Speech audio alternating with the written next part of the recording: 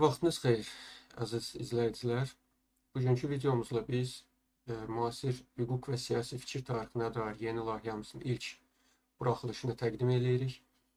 Bu layihədə biz dövrümüzün ən görkəmli filosoflarının ədalət, hüquq və cəmiyyət haqqında düşündürücü ideyalarına nəzər salacaq.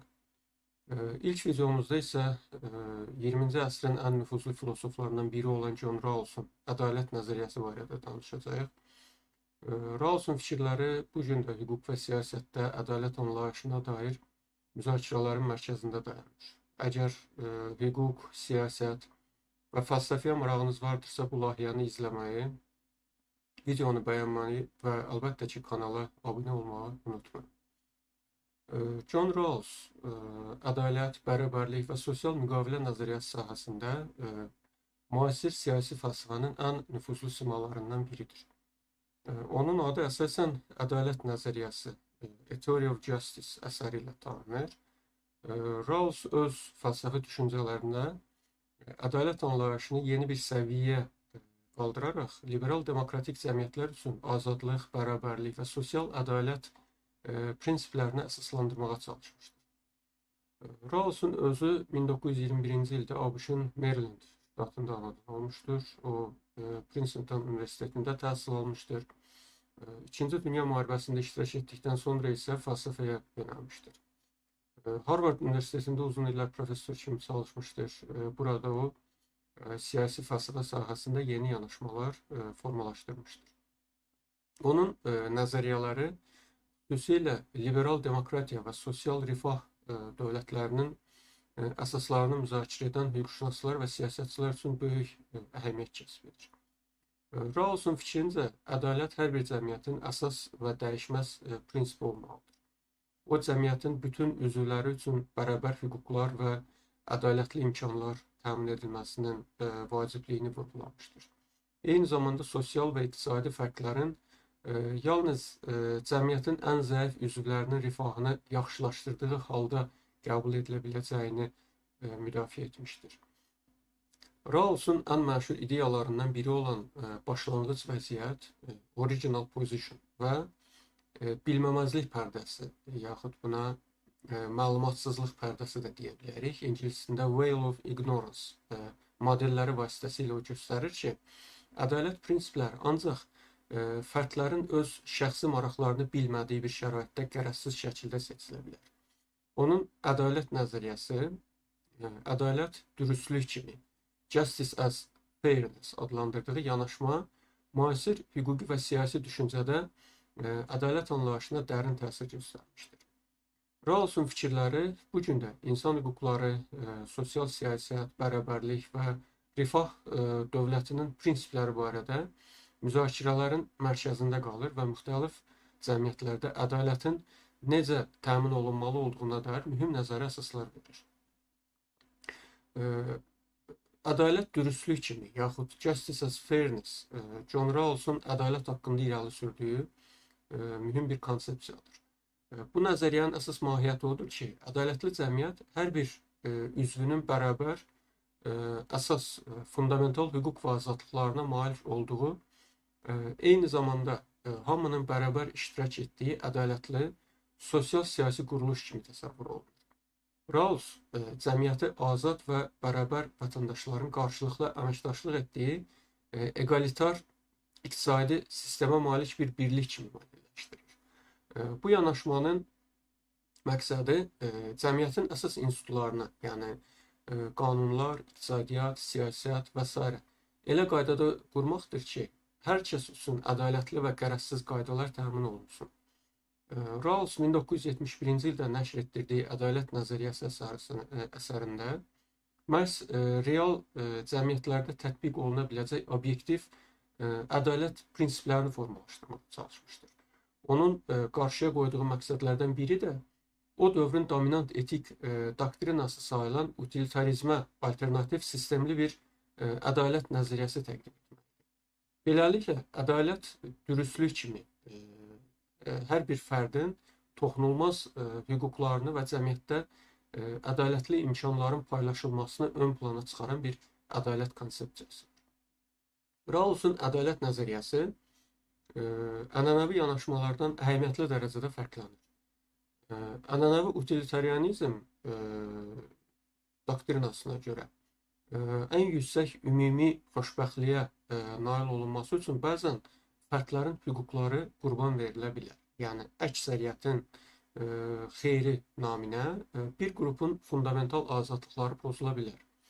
Rawls isə bunun ədalət olmadığını vurğulayır. O, cəmiyyəti bir fərd kimi qəbul edib, onun adına qərar verməyin, yəni bütün fərdləri sanki tək bir iradəyə tabe olub toplam faydanı maksimumlaşdırmanın yanlış olduğunu bildirir. Onun fikrincə, həqiqi ədalət hər bir insanın ayrı-ayrı dəyərə malik olduğu nəzərə alınmalı.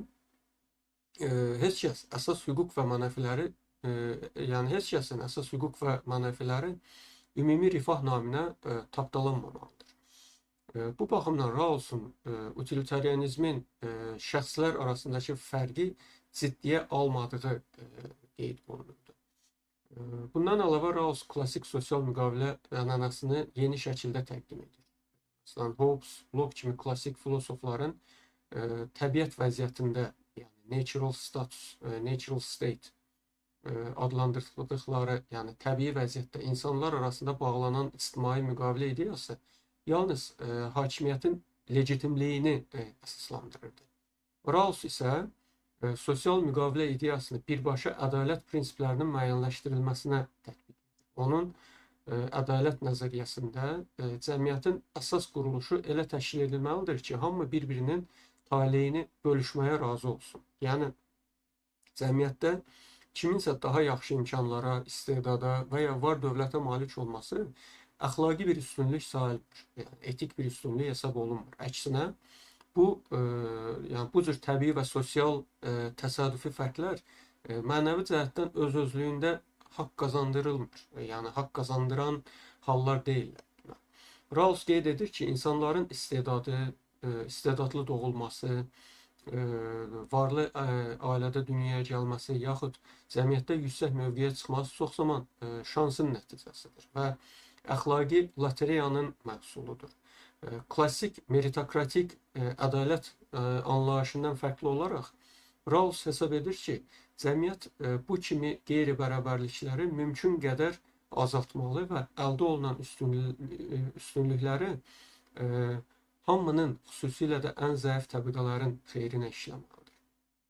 Rawls həmçinin libertarian ədalət nəzəriyyəsini tənqid edərək bildirir ki, tam sərbəst bazar və minimal dövlət şəraitində ədalət təmin olunmur. Məsələn, Robert Nozick kimi libertarian filosoflar hesab edirdi ki, dövlətin yenidən bölüşdürmə vasitəsilə bərabərlik yaratmağa çalışması fərdlərin mülkiyyət hüququnun pozulmasıdır.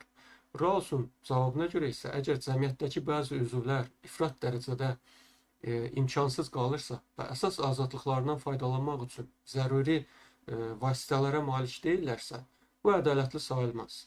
Libertarian yanaşma hamı üçün bərabər imkanlar və əsas ehtiyacların təminatını göz ardı edir. Nəticədə böyük sosial-iqtisadi uçurumlara icazə verir, imkan yaradır.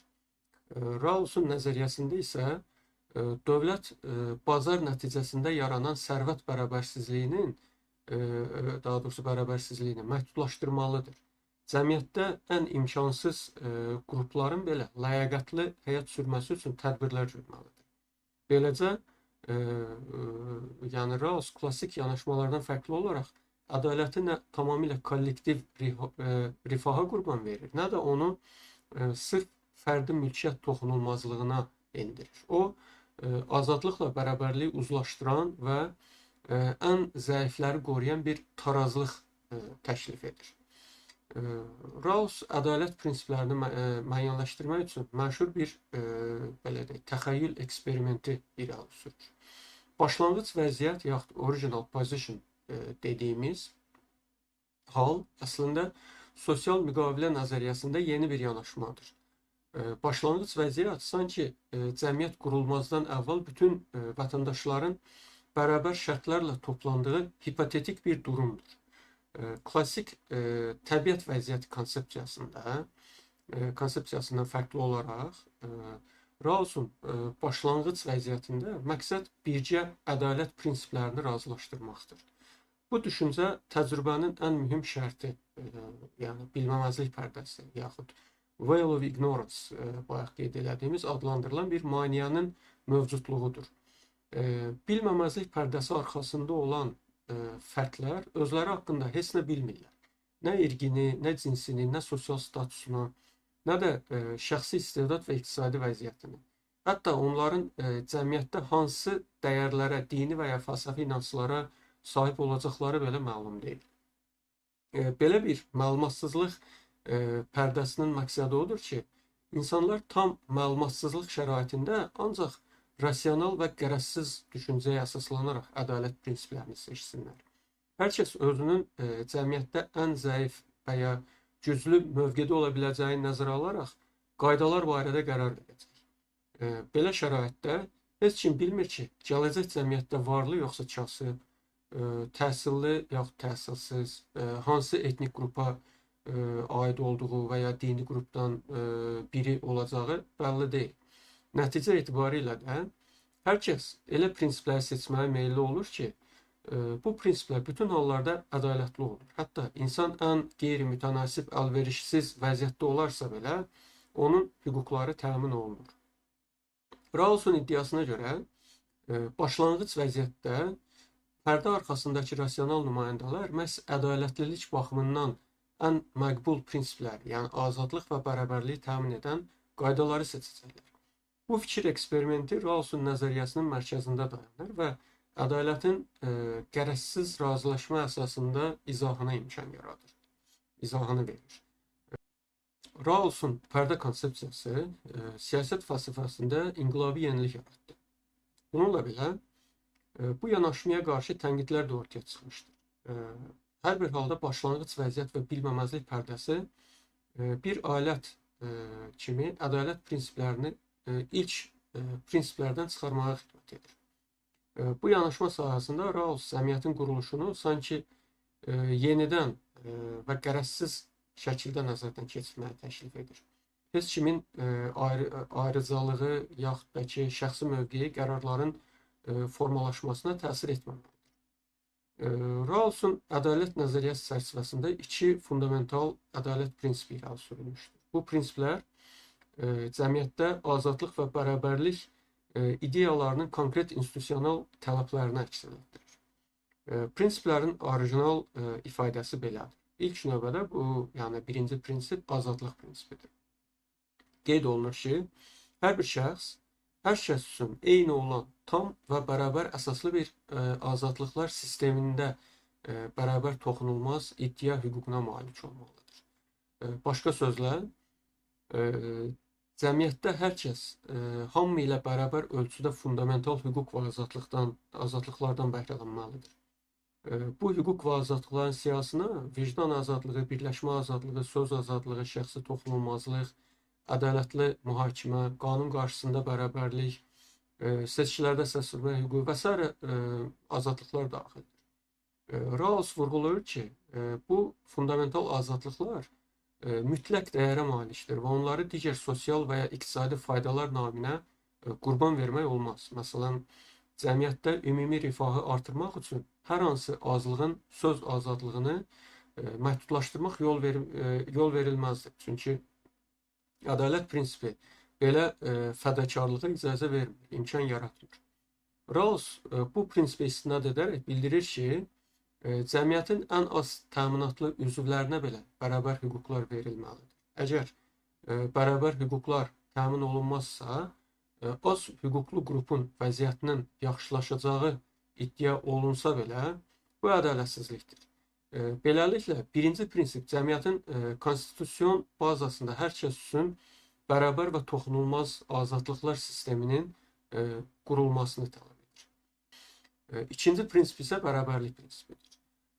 Qeyd olunur ki, sosial və iqtisadi bərabərsizliklər iki şərti ödəməlidir. Bunlardan birincisi, qeyri-bərabərliklər hamı üçün açıq olan və ədalətli imkan bərabərliyi təmin edən vəzifə və mövqelərlə bağlı olmalıdır. O cümlədən İkincisi, onlar cəmiyyətin ən az təminatlı üzvlərinin maksimum xeyrini olmalıdır. Bu prinsip iki alt prinsipi əhatə edir. Ədalətli fürsət bərabərliyi və fərq prinsipi. Ədalətli fürsət prinsipi tələb edir ki, cəmiyyətdə yüksək vəzifələrə, yaxşı işlərə qəbul və digər irəliləmə imkanları hamı üçün formal olaraq deyil, həqiqətən açıq olmalıdır. Yəni, anadan gəlmə üstünlüklər, məsələn, varlı ailədə doğulmaq və ya mənsubiyyətlər, irqə görə, cinsə görə, bunlar karyera və inkişaf imkanlarına təsir etməməlidir. Bunun üçün dövlət və cəmiyyət aktiv şəkildə işləməlidir. Ayrı seçkiliyin aradan qaldırılması, hər kəs üçün keyfiyyətli təhsilə çıxışın təmin edilməsi, sosial mobilliyin asanlaşdırılması bu prinsipin tələblərindəndir. Rawls yazır ki, eyni istedad və istəklərə sahib olan vətəndaşlar varlı və ya kasıb ailədə doğulmasından asılı olmayaraq cəmiyyətdə bənzər imkanlara sahib olmalıdırlar. Bu, əsl fürsət bərabərliyinin mahiyyətini təşkil edir. Fərq prinsipinə gəldikdə isə bərabərsizliklərə daha bir ciddi məhdudiyyət qoyulur. Cəmiyyətdə yalnız o fərqlərə, məsələn, gəlir və yaxud da ki, var dövlət belə deyək, bərabərsizliyinə icazə verilir ki, onlar ən aşağı durumda olan qrupun vəziyyətini yaxşılaşdırsın.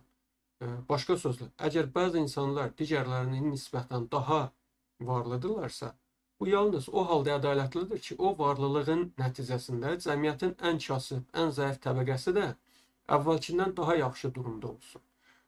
Rawls bu prinsipə fərqlilik prinsipi, difference principle adını verir.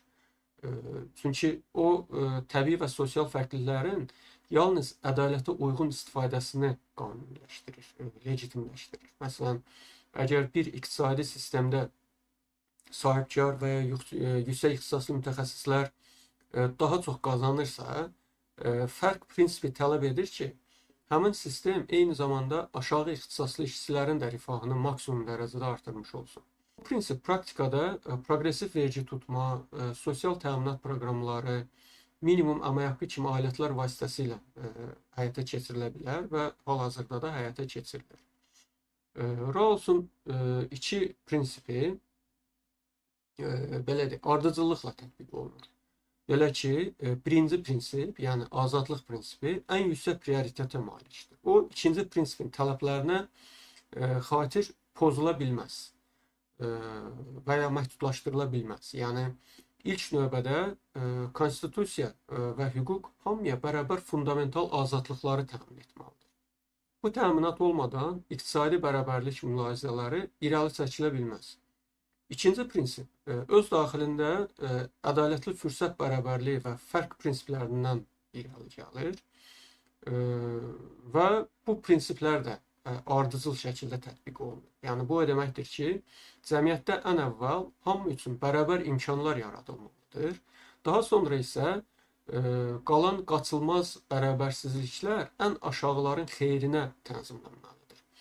Rawls vurğulayır ki, hər iki prinsip birlikdə icra olunarsa, cəmiyyət həqiqətən ədalətli olar. Təkcə azadlıqların qorunması yetərli deyil. Yəni, eyni zamanda nəticədə yaranan sosial-iqtisadi fərqlər də ədalətliliyin süzgəsindən keçməlidir. Rawls'un nəzəriyyəsi abstrakt bir fəlsəfi konstruksiya olmaqla yanaşı, demokratik cəmiyyətin siyasi və hüquqi quruluşu üçün əhəmiyyətli töhfələr verir. İlk növbədə siyasi sahədə Rawls'un birinci prinsipi liberal demokratiyanın təməlini təşkil edən əsas hüquq və azadlıqların əhəmiyyətini bir daha təsdiqləyir. Məsələn, Rawls öz prinsipinə ABŞ-ın hüquqlar billində, Bill of Rights təsbit edilmiş azadlıqların əksəriyyətini daxil edir. Əlavə olaraq, səyahət azadlığı kimi bəzilərində insan hüququ olaraq vurğulanmışdır. Bu onu göstərir ki, konstitusiyalı demokratik dövlətlərdə vətəndaş azadlıqları Rawls'un ədalət konsepsiyasının ayrılmaz hissəsidir. Hər kəsin söz, vicdan, toplaşma azadlığı, ədalətli məhkəmə və s. hüquqlarla təmin olunması birinci prinsipin tələb etdiyi əsas siyasi institutlardır. Rawls bildirir ki, hökumət bu fundamental azadlıqlara hörmət etməli və heç bir halda onları pozmamalıdır. Bu fikir hüquqi dövlətdə konstitusiya hüququnun toxunulmazlığını və qanunun aliliyini dəstəkləyir. Hökumətin səlahiyyətləri fərdlərin əsas hüquqları ilə məhdudlaşdırılır. Hüquqi sahədə Rawlsun nəzəriyyəsi bərabər ədalət mühakiməsi və diskriminasiyasız qanun anlayışını gücləndirir. Birinci prinsipdən irəli gəlir ki, qanun qarşısında hamı bərabərdir və heç kim imtiyazlı rəftar almamalıdır. Bu, müasir hüquq sistemlərində ədalət mühakiməsinin qərəzsizliyi və hamıya eyni davranılması prinsipinə uyğun gəlir. Eyni zamanda Rawlsun ikinci prinsipinin tələbləri qanunvericilik və icra orqanlarından tələb edir ki, sosial ədalətsizlikləri azaltmaq üçün aktiv addımlar atsınlar. Ədalətli fürsət bərabərliyi prinsipi, məsələn, anti-diskriminasiya qanunlarının və sosial siyasətlərin əsaslandırılmasına yardım edir. Dövlət təhsil, səhiyyə, məşğulluq kimi sahələrdə elə hüquqi çərçivə yaratmalıdır ki, cəmiyyətin müxtəlif təbəqələrinin real imkan bərabərliyi təmin olunsun. Bu, praktikada hər kəsin keyfiyyətli ilkin təhsil alması, işə qəbulda irqə, cinsə görə ayrıseçkiliyin qadağan olunması, kasıb ailələrdən gələn istedadlı gənclərin təqaüdlərlə dəstəklənməsi kimi tədbirləri özündə etibardır. Rawlsun fikrincə, əgər konstitusiya, iqtisadi sistem və digər əsas institutlar ədalətli şəkildə hamının xeyrinə fəaliyyət göstərərsə, yalnız bu halda cəmiyyətdə həqiqi sosial ədalət mövcud ola bilər. Rawlsun ikinci prinsipinin, xüsusilə fərq prinsipinin siyasətdə tətbiqi sosial rifah dövləti konsepsiyası ilə uzlaşır. O, cəmiyyətdə ən az təminatlı təbəqənin vəziyyətini yaxşılaşdırmaq üçün minimum əmək haqqı, yoxsullara maddi dəstək proqramları kimi siyasətləri məqbul hesab edirdi. Müasir dövlətlərin vergi və sosial təminat sistemlərini ədalətə uyğun şəkildə qurulması Rawlsun təsəvvüründə vacib şərtlərdəndir. Məsələn, gəlir vergisinin progressiv olması cəmiyyətin ən zəif üzvlərinə yenidən sərmayə qoymaq üçündür ki, bərabərsizliklər yumşalsın. İqtisadi ədalət baxımından da Rawlsun ideyaları siyasətçilərə və qanunvericilərə bələdçilik edə bilər. Məsələn, bilməməzlik pərdəsi nəzəriyyəsi praktikada qanun yaradıcılarının öz mövqelərini unudaraq qanunların ümumi ədalət naminə olub-olmamasını düşünülməsini tövsiyə edir. Məsələn, bir qanun layihəsi hazırlanırkən qanunvericilər sanki pərdə arxasındaymış kimi, yəni həmin qanunun cəmiyyətdəki ən imkansız şəxsə təsirini bilirmiş kimi qərar versələr, daha obyektiv və ədalətli qanunlar qəbul edə bilərlər. Bu cür yanaşma nəticədə daha belə deyək, bərabər hüquqlu siyasətlərin və institutların formalaşmasına yardım edir. Beləliklə, Rawlsun nəzəriyyəsi siyasi fəlsəfədə olsa da, onun prinsipləri konstitusiyanın yazılmasında, insan hüquqları standartlarının müəyyənləşdirilməsində və sosial iqtisadi qanunvericiliyin ədalət meyarlarına uyğunluğunun dəyərləndirilməsində geniş şəkildə tətbiq olunmaqdadır. Rawlsun ədalət nəzəriyyəsi ədalət fəlsəfəsində mövcud olan bir sıra alternativ yanaşmalarla müqayisədə özünə məxsus mövqe tutur. Xüsusilə utilitarizm ilə müqayisədə Rawlsun nəzəriyyəsi çətin şəkildə fərqlənir. Utilitarizm cəmiyyətin rifahını toplam faydanın maksimumlaşdırılması ilə ölçülür və prinsip etibarilə əksəriyyətin xeyri uğrunda azlıq hüquqlarının tapdalanmasının nəzəri cəhətdən istisna etmir. Rawls isə buna qarşı çıxır və bildirir ki, utilitarizm sanki cəmiyyəti vahid bir fərd kimi nəzərdən keçirir və bir nəfərin seçim prinsipini bütün cəmiyyət üçün qəbul edir. Bu halda fərdlərin özünə məxsusluğu, hər kəsin ayrılıqda hüquq və mənəfiyə malik olması unudulur. Yəni, utilitarizm şəxslər arasındakı fərqi ciddiyə almır. Rawlsun ədalət nəzəriyyəsində isə hər bir fərdin fundamental hüquqları pozulmazdır və heç bir ümumi fayda hesabına onlardan imtina oluna bilməz. Məsələn, utilitar cəmiyyətdə çoxluğun xeyri üçün bir azlıq qrupunun siyasi və ya dini azadlıqları məhdudlaşdırıla biləcəyi halda, Rawls cəmiyyətində konstitusion azadlıqlar belə bir alış-verişə, belə bir ticarətə qapalıdır. Rawls utilitar yanaşmanın cəmiyyətin ən zəif üzvlərini göz ardı edə biləcəyini qeyd edir. Yəni, ümumi faydanın artırılması bəhanəsi ilə ən yoxsul və hüquqsuz təbəqənin vəziyyəti daha da pisə gedə bilər. Halbuki Rawls'un fərq prinsipi məhz buna mane olur. O, cəmiyyətin ən zəif bəndini yaxşılaşdırmayan heç bir qeyri-bərabərliyə icazə vermir. Rawls və utilitarizm arasındakı konseptual fərqlərdən biri də seçim meyarıdır. Utilitaristlər rasional seçim zamanı expected utility, gözlənilən fayda prinsipinə əsaslanıb, orta statistik rifahı maksimum etdirməyə çalışırlar. İqtisadçılar, utilitar iqtisadçılar Rawls'un təklif etdiyi pərdə arxasında rasional insanların əslində ehtimallar naminə ortalama faydanı maksimum edən, yəni utilitar prinsipləri seçəcəyini iddia edirdilər. Rawls isə hesab edirdi ki, pərdə arxasındakı namizədlər maksimal minimumu, yəni ən pis vəziyyətin mümkün qədər yaxşı olmasını təmin edən prinsipə üstünlük verəcəklər. Çünki heç kim ən pis mövqedə qalacağı təqdirdə dözülməz şəraitdə yaşamaq istəməz. Bu fərq utilitarizmlə Rawls arasındakı mühüm nəzəri mübahisədir. Utilitarist məntiq riskləri paylayaraq ortalamaya fokuslanır. Rawls'un ədalət məntiqi isə riskdən yayınaraq ən zəif halı sığortalamağa çalışır. Digər tərəfdən Rawls'un nəzəriyyəsi libertarianizm və klassik liberalizmlə də ziddiyyət təşkil edir. Robert Nozick kimi libertarianlar ədaləti yalnız fərdlərin əmlak və azadlıq hüquqlarının toxunulmazlığında görürlər və dövlətin bərabərlik naminə müdaxiləsini haqsızlıq sayırlar. Nozick Rawls'un yenidən paylama tələbini tənqid edərək məşhur bir misal çəkmişdir.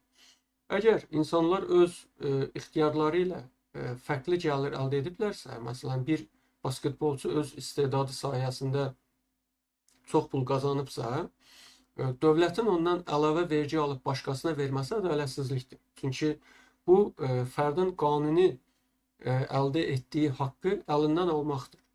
Rawls isə bunun cavabında bildirir ki, libertarian cəmiyyət ədalətli sayılmaz, çünki orada baza bərabərliyi və imkan ədalətliliyi təmin olunmur.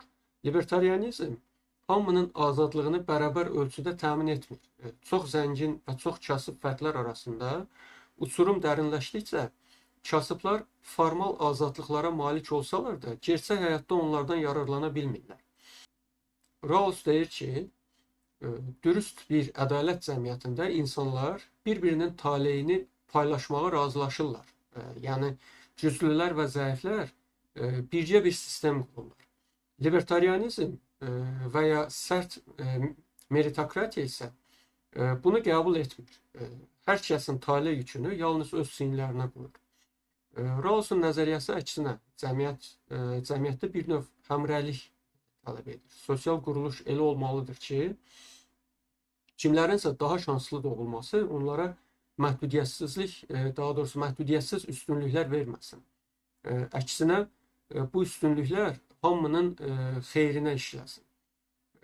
Bu, liberal egalitarizm adlanan mövqedir və Rawls bunun ən tanınmış nümayəndələrindən biri hesab olunur. Rawls'un nəzəriyyəsi kommunitarist belə deyək, yəni filosoflar tərəfindən də tənqid olunmuşdur. Məsələn, Michael Sandel Rawls'un bilməməzlik pərdəsi konsepsiyasını tənqid edərək bildirmişdir ki, insanların tamamilə öz xüsusi dəyərlərini və mənsubiyyətini kənara qoyması mümkün deyil. Sandelin fikrincə, Rawls insanların mənini, yəni şəxsiyyətlərini formalaşdıran etik, mədəni bağlılıqları pərdə arxasında nəzərə almamağa çalışır. Lakin real həyatda insanlar kontekstdən, icmadan ayrı mövcud olmur. Bu baxımdan kommunitaristlər Rawls'u cəmiyyəti ifrat dərəcədə abstrakt fərdlər toplusu kimi görməkdə qınayırlar və qeyd edirlər ki, ədalət prinsipləri gerçək ictimai dəyərlər, ənənələr və ortaq belə deyək, ortaq yaxşı anlayışlar nəzərə alınmadan müəyyən oluna bilməz. Rawls'un müdafiəçiləri isə bunun cavabında qeyd edirlər ki, pərdə arxasında razılaşdırılan prinsiplər məhz ədalətin ümumbəşəri tərəfinə əks etdirir. Yəni bu müxtəlif qrup və dəyərlərə malik olan cəmiyyətlər üçün ortaq ədalət əsasını tapmaq belə deyək cəhdidir. Bundan başqa Rawls'un nəzəriyyəsinə feminist yanaşmalardan da iradlar irəli sürülmüşdür. Susan Moller kimi tədqiqatçılar Rawls'un ədalət prinsipini ailə daxilinə tətbiq etməməsini tənqid edirlər. Rawls orijinal modelində başlanğıc vəziyyətdəki tərəfləri ailə başçıları kimi nəzərdə tuturdu və bu fərz edilirdi ki, ailə daxilində ədalət məsələləri ayrıca həll olunur. Feminist tənqidçilər isə qeyd edirlər ki, ailə institutu daxilində məsələn ev, işi bölgüsü, qadınların iqtisadi asılılığı kimi məsələlərdə ciddi ədalətsizliklər ola bilər və əgər cəmiyyətin ədalətli təməl quruluşu ailə daxili bərabərsizliyi hesaba alınırsa, Rawls'un nəzəriyyəsi natamamdır. Sonradan Rawls bu tənqidləri nəzərə alaraq xalqların hüququ və siyasi liberalizm kimi əsərlərində ailə, cins bərabərliyi mövzularına da toxunmuşdur. Həmçinin beynəlxalq ədalət və fiziki qüsurlu insanların hüquqları kimi əvvəlcə kənarda qoyduğu sahələr barədə də düşüncələrini genişləndirmişdir. Lakin yenə də tənqidçilər vurğulayır ki, Rawls'un ilk versiyasında nəzəriyyə ideal cəmiyyətə həsr olunduğundan, real dünyanın bəzi mürəkkəb ədalətli problemləri, məsələn qlobal yoxsulluq, məsələn irqçilik, məsələn patriarxat və s. bu kimi məsələlər birbaşa cavablandırılır. John Rawls'un ədalət nəzəriyyəsi müasir siyasi fəlsəfi diskursda misilsiz əhəmiyyət kəsb edir. Bu nəzəriyyə 1971-ci ildə ortaya çıxdığı andan etibarən ədalət mövzusunda müzakirələrin mərkəzinə çevrilmişdir və 20-ci əsr siyasi fəlsəfəsini yenidən şəkilləndirmişdir. Rawls'un işi Anglo-Amerikan fəlsəfəsində uzun müddət hakim olmuş utilitar yanaşmadan kənara çıxaraq konkret institutlar səviyyəsində nə etməliyik sualını gündəmə gətirdi. Bu nəzəriyyə sahəsində liberal egalitarizm yeni bir intellektual cərəyan kimi formalaşdı və ədalət, bərabərlik, azadlıq məsələlərinin təhlilində daha incə meyarlar meydana çıxdı. Bugün bir çox akademik müzakirələrdə, siyasi məsələn debatlarda Rawls'un prinsiplərini istinad olunur. Məsələn, vergi ədaləti, sosial bərabərsizlik, təhsil imkanları, sağlamlıq hüququ kimi məsələlərdə Rawls'un prinsipi və fürsət bərabərliyi ideyaları yol göstərici kimi qəbul olunur. Bununla yanaşı Rawls'un nəzəriyyəsi tam idealist olmadığına görə real siyasətdə də tətbiq oluna bilər. Məsələn, Avropa ölkələrində və ABŞ-da rəfah dövlətinin formalaşmasında, yoxsulluğun azaldılması proqramlarında Rawls'un ən zəif təbəqənin rifahını yüksəltmək prinsipi dolayısıyla öz əksini tapmışdır. Hətta bəzən qanunvericilər və politoloqlar müəyyən qanunun ədalətini müzakirə edərkən Rawls'un pərdəsi arxasından baxsaq, bu qanun ədalətlidirmi şəklində sual verirlər. Yəni, qanun hamının xeyrinə olmasa, imtiyazlı qrupların maraqlarına xidmət edirsə, onun ədalətli sayıla bilməyəcəyini Rawls məntiqlə əsaslandırılır. Bu cəhətdən ədalət nəzəriyyəsi müasir cəmiyyətlər üçün bir təftiş mexanizmi rolunu oynayır. İstər konstitusiya dəyişikliyi, istərsə də sosial-iqtisadi siyasət olsun, verilən qərarların hamı üçün ədalətli olub olmaması Rawls'un meyarları ilə sınaqdan keçirilə bilər. Bu yanaşma idarə etmədə şəffaflıq, qanunun aliliyi və inklüzivlik prinsiplərini təşviq edir. Nəzəriyyənin böyüklüyü ilə yanaşı ona qarşı tənqidlər yenə də davam edir. Daha əvvəl qeyd olunduğu kimi utilitaristlər Rawls'u kollektiv rifahı lazım olduğundan az nəzərə almaqda tənqid edirlər. Onların fikrincə bəzən cəmiyyətin ümumi rifahı üçün müəyyən fərdi fədakarlıqlar məntiqli hesab oluna bilər. Rawls isə bunu əngələyir. Digər tərəfdən radikal sol tənqidçilər də qeyd edirlər ki, Rawls'un fərq prinsipi çox həddindən çox təvazökardır. Yalnız ən kasıbların durumunu yaxşılaşdırmaqla belə də kifayətlənir. Lakin daha bərabər bir cəmiyyət üçün sərvətin tamamilə bərabər paylanmasını tələb etmir. Məsələn, bəziləri soruşur ki, niyə yalnız ən zəiflərin xeyrinə şərti ilə bərabərsizlik legitim olmalıdır? Bəlkə də ədalət ümumiyyətlə bərabərsizliyi qəbul etməməlidir. Bu cür tənqidlər marksist və radikal demokratik nöqteyi nəzərdən irəli gəlir, hansı ki, Rawls'un kapitalist çərçivəni tam qəbul etməsini qüsur hesab edirlər. Rawls buna cavab olaraq mülkiyyətçi demokratiya ideyasını irəli sürmüşdür. Yəni, elə bir iqtisadi quruluş ki, bu zaman mülkiyyət və sərvət cəmiyyətdə geniş yayılmış olsun, inhisarlaşmasın. Ancaq bu fikir də abstrakt qalır və tənqidçilər praktiki reallığın Rawls'un idealına uyğunlaşmadığını bildirirlər. Nozick və Sandel kimi filosoflar Rawls'la polemikada xüsusi yer tuturlar. Nozick qeyd olunduğu kimi Rawls'u fərdi hüquqları pozmaqda günahlandırırdı. Sandel isə liberalların fərd mərkəzçiliyini tənqid edərək Rawls'un insanların ictimai və mənəvi kimliklərini heç hesab etməsini realistcəsinə olmayan bir prosedur adlandırırdı. Bu tənqidlər Rawls'dan sonra liberal egalitarizm düşərgəsində uzun mübahisələrə yol açmışdır və nəticədə Rawls'un varisləri, məsələn, Ronald Dworkin, Amartya Sen, Martha Nussbaum və başqaları ədalət nəzəriyyəsini daha da təkmilləşdirməyə çalışdılar.